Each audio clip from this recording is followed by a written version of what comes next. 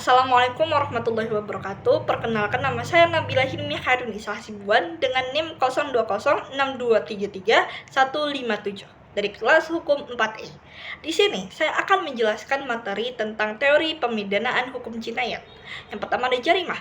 Teori pemidanaan merupakan kajian terhadap doktrin atau ajaran yang melandasi proses penegakan hukum pidana, baik yang telah diserap oleh peraturan hukum positif maupun yang masih menjadi wacana pemikiran teoritis. Lalu yang kedua ada perumusan jarimah. Sebagai hukum tertulis, norma dan sanksi hukum jinayat dirumuskan pada pasal-pasal dan ayat-ayat yang kemudian dikelompokkan menjadi bagian-bagian, bab-bab, paragraf, dan juga angka-angka. Berbeda dengan KUHP yang masih menggunakan metode lama dalam merumuskan peraturan perundang-undangan, hukum jinayat menggunakan metode baru dalam merumuskan peraturan perundang-undangan. Definisi dan unsur jarimah dimuat pada pasal 1 dan angka-angka. Lalu sanksi dan normanya itu dirumuskan pada pasal jarimahnya. Sebagai contoh, definisi maisir terdapat pada pasal 1 angka 22, sedangkan norma dan sanksinya terdapat pada pasal 18 Konun Aceh nomor 6 tahun 2014. Lalu yang ketiga ada macam-macam jarimah. Terdapat dua macam jarimah, secara umum terdapat dua macam jarimah, yakni jarimah ta'zir dan jarimah hudud.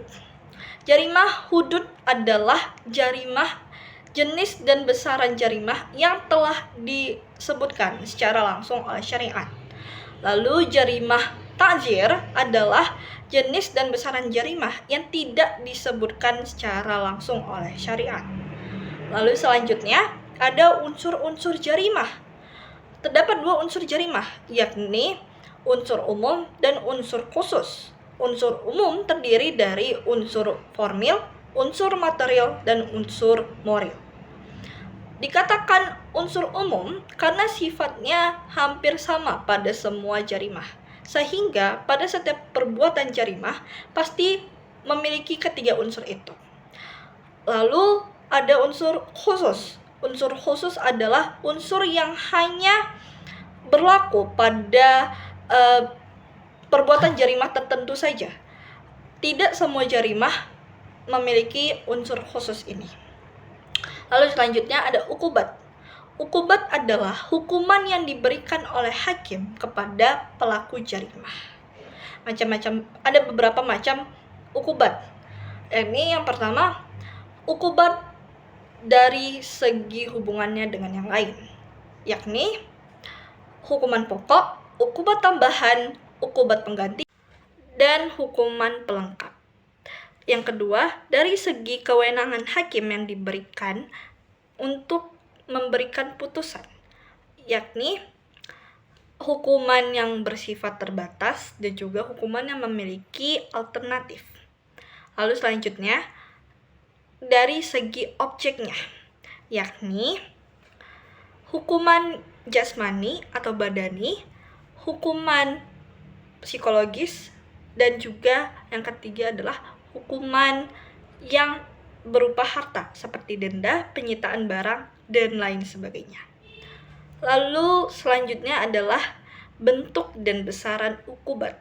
Bentuk ukubat ini merujuk pada jenis hukuman apa yang diberikan kepada pelaku jarimah, seperti penjara, denda, ataupun cambuk. Lalu ada besaran ukubat. Besaran ukubat ini sendiri merujuk pada jumlah hukuman yang diberikan kepada pelaku jarimah. Misalnya saja seperti bulan untuk penjara, satuan kali untuk cambuk, serta gram untuk denda. Sekian presentasi dari saya. Mohon maaf atas salah dan kurangnya. Wassalamualaikum warahmatullahi wabarakatuh.